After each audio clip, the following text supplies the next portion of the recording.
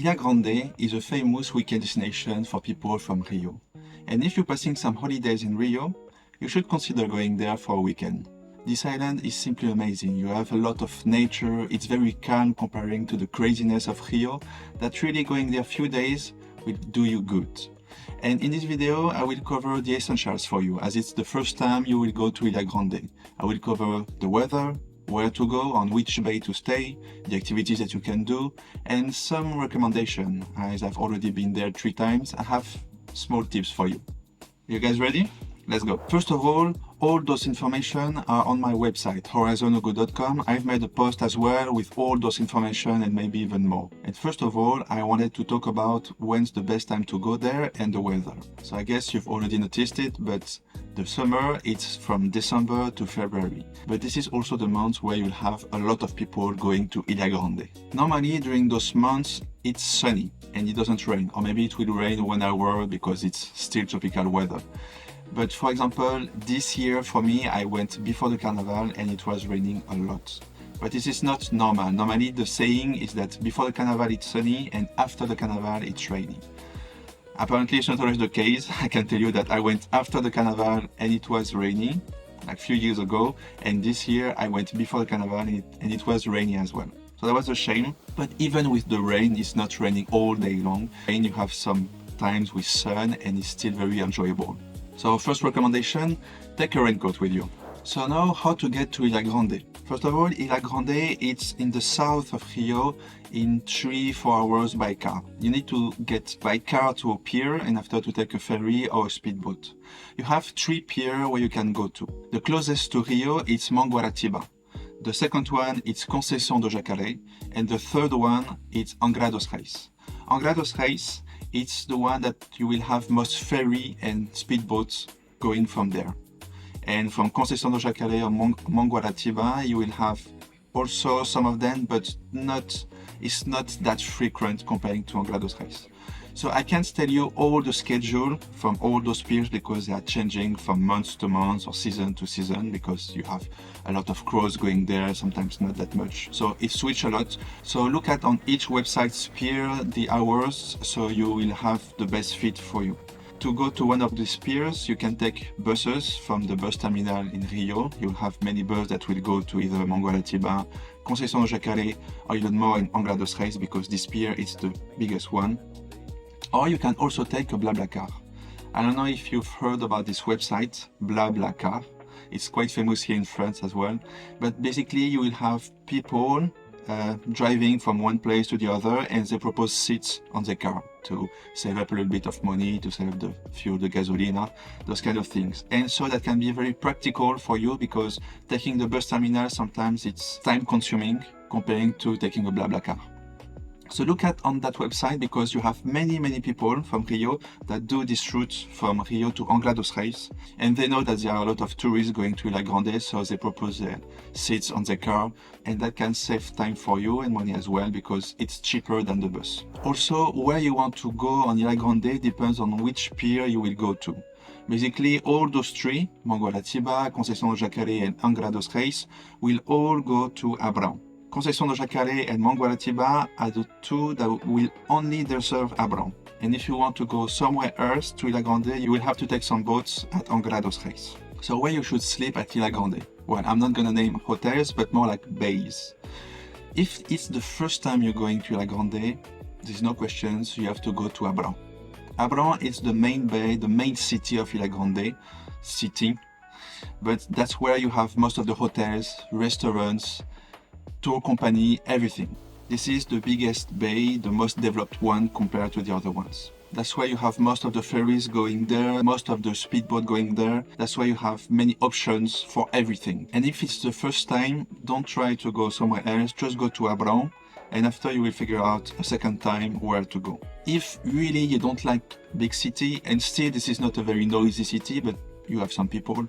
If let's say you are a couple and you really want something chill with only nature around you and you don't want to go to restaurants, you can look at some other bays. But let me tell you, going to other bays, it's sometimes very complex. You first have to go to Abraão and go to another one, and you won't have a lot of things. Maybe just your hotel, a restaurant, and that's all. The other bay that is a little bit developed, it's Araçatiba. Araçatiba, I went there this year. I've done a few days in Abraão and after a few days in Araçatiba. And that was nice. And that was developed. You had few hotels and few restaurants, but really a small amount of restaurants and hotels compared to Abraão. And this is the second most developed bay in Ilha Grande. So just to tell you already the vibe of Abraão, it's there, and Araçatiba is already there in terms of number of people living there and tourism. So this is really like the two main options for you, Abraão or Araçatiba. And so once you arrive at Ilha Grande, what activities, what thing you can do? I've done a video here, it's a little bit old, but it's still relevant with some of the most interesting activities that you can do. Boat tours that are super nice. You can do some hikes to go to some beautiful beaches. One of the most beautiful beaches, it's Lopes Mendes. And to go there, you can either take a boat or you can do it the hard way, but for me, the best way, to take a hike there for a few hours to go there, and after you can take the boat to go back. This is better like that. But so all the activities will be related to nature. Hikes, boat tour to see some lagoons, scuba diving as well. I'm gonna make a video after this one to show to you what it's like to do scuba diving in Ilha Grande, so don't forget to follow to see this video later. And at Ilha Grande, it's relax time. You have your hotel, you chill there, you go outside to have some nice restaurant, to drink a caipirinha, to chill on the beach, to do some funny activities, but really nature-related activities. It's all about that at Ilha Grande. It's chill. It's mostly beach, leisure, and chill vibes. Once you will get at Ilha Grande, you will see you have various company operators that will propose you the same tours. So I'm not gonna name all of them, you will see what you like to do, but basically each of them are really nice and worth to do it. Maybe pick one or two because it's gonna be similar. Don't do every day a different boat tour because it's going to be very repetitive, but do maybe one day to go to a beach and chill, another day to do a big hike, and another day to do a boat tour, something like that. And with that, you will have a really nice stay at Ilha Grande. And in this last section, here's some small tips for you. First of all, with all the treks that you can do, and I really recommend to do at least one, take some good shoes with you. Flip-flops are essentials, yes, but for the beach. If you want to go and to do some hikes, take some good shoes with you. I've seen some people doing some hikes in flip-flop. It's possible, but it's very slippery, so it's more dangerous, and you will take much more time doing it in flip-flops than with shoes. So better you take some shoes with you rather than flip-flop only. As I told you, it can rain a lot, so take a raincoat with you. It's always good to have one, a small one, a plastic one that fits in your bag easily, that's good. If you have a bigger one, that's okay, but just consider that sometimes at Ilha Grande it can be very sunny in the morning, and out of a sudden it's gonna rain a lot. And that can ruin your day a little bit. So just take your raincoat with you, it's always good. Also comes the question of cash. Do you need to bring a lot of cash?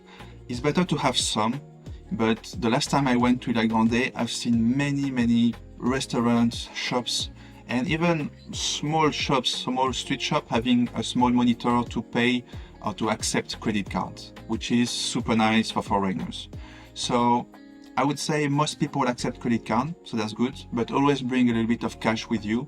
And if you want to pay like a local, they pay by Pix. It's either a number or a QR code. Normally foreigners can't do it, but I found an application where you can do that, and that's super nice. It's called Wonder Wallet. So I leave a link in the description as well. It's a really nice app that sometimes was the only option for me to pay at Ilha Grande or in some other places in Brazil. So that one is really good.